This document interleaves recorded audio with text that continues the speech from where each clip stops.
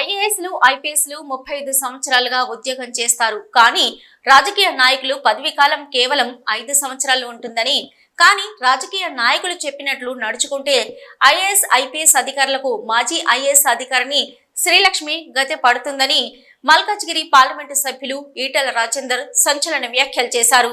వరంగల్ జిల్లా తూర్పు నియోజకవర్గంలోని ఓ సిటీ బీజేపీ రాష్ట్ర నాయకులు ఎర్రబెల్లి ప్రదీపరావు నివాసంలో ఎంపీ ఈటెల రాజేందర్ మీడియా సమావేశం ఏర్పాటు చేశారు.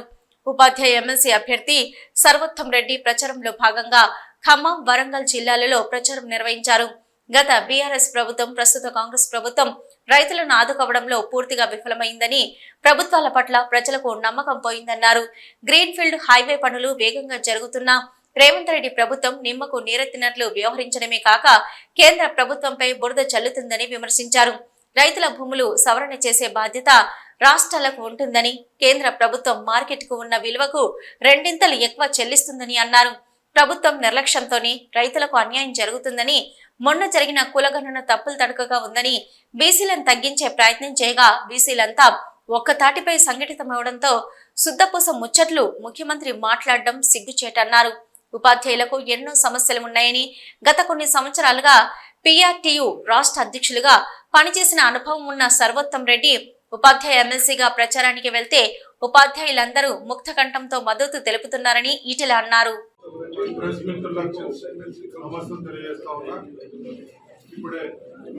మరి ఎంపీ గారు ఈటెల రాజేందర్ గారు అన్ని విషయాలు ముందుకు జరిగింది.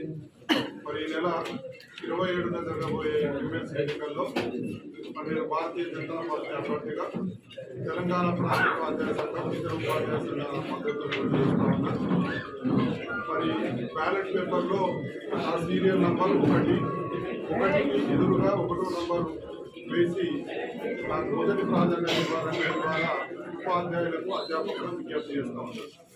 ప్రధానంగా ఈ ప్రభుత్వం తన ఎన్నికల మేనిఫెస్టోలో పెట్టి సిపిఎస్ రద్దు చేస్తానని 15 నెలలు గడుస్తున్నప్పటికీ కూడా ఇప్పటి వరకు మాట మాత్రం కూడా మాట్లాడిన సందర్భంలో రేపు శాసన మండలిలో అడుగుపెట్టి సిపిఎస్ రద్దు కోసం పోరాడతానని సందర్భంగా తెలియజేస్తా ఉన్నాను. దీంతో పాటుగా వరంగల్ జిల్లా ఉపాధ్యాయ వర్గం అంతా నిజంగా చాలా బాధతో ఉన్నారు. కరీంనగర్, నల్గొండ కన్నా చిన్న జిల్లా అయిన వరంగల్ జిల్లాను కేసీఆర్ గారు 6 ముక్కలు చేసి ఇవాళ ఉపాధ్యాయులందరినీ కూడా మరి వివిధ ప్రాంతాలకు బదిలీ చేయడం 317 జీవో.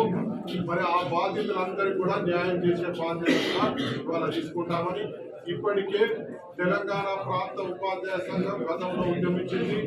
అధ్యక్షులు ఆనాటి బండి సంజయ్ గారు కూడా మరి జైలుకి వెళ్ళిన అంశం కూడా ఇవాళ గుర్తు చేస్తూ 317 జీవోలో మార్పులు, తర్వాత వారి బాధ్యతలు న్యాయం. మరి ముఖ్యంగా గురుకుల పాఠశాలలు మరి రాష్ట్రంలోని పాఠశాలలన్నీ 9 గంటలకు ప్రారంభమవుతా ఉంటే వాటిని 8 గంటలకు ప్రారంభిస్తూ ఉన్నారు. వారి సమయాలను 3వ తారీఖు నాడు బాధ్యత కూడా మేము తీసుకుంటామని తెలియజేస్తూ మరొక్కసారి మీ ద్వారా ఉపాధ్యాయులను, అధ్యాపకులందరినీ కూడా విజ్ఞప్తి చేస్తా ఉన్నా. ఆ సీరియల్ నంబర్ 1కి ఎదురుగా 1 ప్రాధాన్యత ఇచ్చి నన్ను గెలిపించి సమస్యల పరిష్కారంలో భాగస్వామ్యం చేయాలని కోరుతూ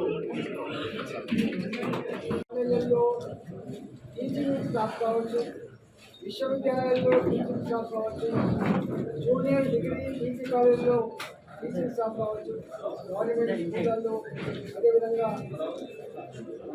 ఏజీబీ స్కూళ్ళల్లో, నాయక్ స్కూళ్ళల్లో కావచ్చు, వినమ్రంగా విజ్ఞప్తి చేస్తున్నాం. సర్వోత్తం రెడ్డి గారు టీఆర్టీకు రాష్ట్ర అధ్యక్షుడిగా అనేక సంవత్సరాల కాలం పాటు సేవలందించి కలిగించి విద్య పోరాడి సర్వోత్తం రెడ్డి గారు, అదేవిధంగా టీఆర్టీలో చిన్నకేశ్వర రెడ్డి గారు కూడా ఇప్పుడున్న ఈ పరిస్థితుల్లో నాయకులుగా ఎన్నికైన వాళ్ళు పొత్తులుగా ఉండొచ్చు. పొత్తులకు ఉండడానికి ఏకైక party Bharatiya Janata party. Bharatiya Janata party మద్దతిస్తానని చెప్పి ఇవాళ ఎక్కడ పోయినా పైన ఏ డిస్కషన్ ఉన్నాక లోపల మాత్రం టీఆర్ఎస్ పార్టీకి బుద్ధి చెప్పినాం, కాంగ్రెస్ పార్టీకి కూడా బుద్ధి చెప్పాలి. బుద్ధి చెప్పేటువంటి ఏకైక పార్టీ ఇవాళ ఈ వరంగల్, నల్లగొండ, ఖమ్మం టీచర్లకు అదేవిధంగా లెక్చరర్స్కి అందరికీ విజ్ఞప్తి చేస్తా ఉన్నా. భారతీయ జనతా పార్టీ ఎకరం భూమి రైతులు 20 లక్షల రూపాయలు ఇవ్వాలంటే ఎంత పెరుగుతుంటారు? భూమిని పంటలు పండించి కుటుంబాలను పోషించేదిగా మాత్రమే చూడ రైతాంగం. భూమి ఒక సోషల్ స్టేటస్ సింబల్. ఇల్లు అయినా అమ్ముకుంటాడు, బంగారమైనా అమ్ముకుంటాడు, కానీ పంట భూమిని మాత్రం అమ్ముకోవడానికి రైతు ఇవాళ రాత్రి నేను పోతే ఎంత బాధ అవుతుందంటే, నేను అనేక సార్లు నేషనల్ హైవేస్తో మాట్లాడాను.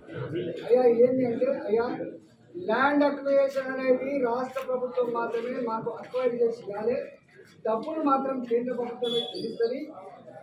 పక్కకున్న ఆంధ్రప్రదేశ్ రాష్ట్రంలో ఎప్పటికప్పుడు సవరించుకున్నారు. అక్కడ ఒక్క ఎకరానికి 2 కోట్లు 3 కోట్లు వస్తుంది, ఇక్కడ మాత్రం 20 లక్షలు 30 లక్షల రూపాయలు వస్తుంది. మమ్మల్ని ఏం చేయమంటారు? ఇక్కడున్న రాష్ట్ర ప్రభుత్వానికి సోయి ఉండాలి కదా, ఇక్కడున్న రాష్ట్ర ప్రభుత్వం రైతాంగం గురించి ఆలోచించాలి కదా, ఆలోచించకుండా మీరేం చేస్తారని చెప్పి వాళ్ళు నేను స్వయంగా పార్లమెంట్లో మాట్లాడితే వాళ్ళన్న మాట్లాడితే అన్న కలెక్టర్లకి సంపూర్ణమైన అధికారం ఇవ్వండి, స్వేచ్ఛ ఇస్తే తప్ప వాళ్ళు సర్వే చేసి డేట్స్ ఇచ్చేస్తే తప్ప ఈ వేదన ఆగదని చెప్పి చాలా విధులు మంది డబ్బాలు పట్టుకొని రోడ్లు వేస్తున్నప్పుడు అడ్డం పోవడం, ల్యాండ్ అక్వైజిషన్ అప్పుడు అడ్డం పోవడం, పోలీసులను పెట్టి బలవంతంగా మా రైతాంగాన్ని దౌర్జన్యం చేస్తే అక్కడక్కడ మందు డబ్బాలు తాగి చచ్చిపోయినటువంటి సందర్భాలు. ఇవాళ నేను రాష్ట్ర ప్రభుత్వాన్ని ముఖ్యమంత్రి గారిని కోరుతా ఉన్నా,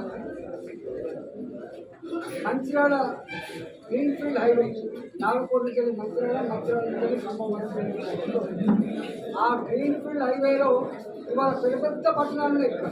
అనంకొండ పక్కకున్నటువంటి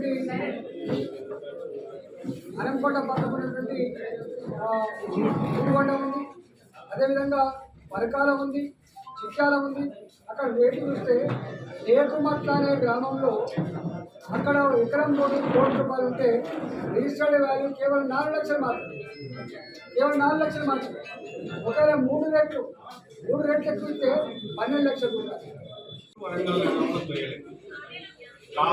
పోగా ప్రభుత్వ కార్మికుల భవనాలను కూడా ఇష్టపెట్టకుండా ఆక్యుపై చేసుకున్న విషయం వరంగల్ ప్రజలకు తెలుసు. అది టీఆర్ఎస్ ప్రభుత్వం కూడా సెంట్రల్ నుంచి ఎన్నో ఫండ్స్ వచ్చిన రోడ్లకు ఇండ్లు కట్టిన ఇండ్లకు కూడా అలాట్ చేయలేని పరిస్థితి మనం చూస్తున్నాం.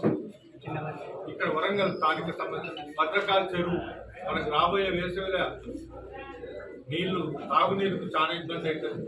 దాన్ని సరిచేద్దామని ఇంతవరకు ఎవరు ముంగటికి రావట్లేదు.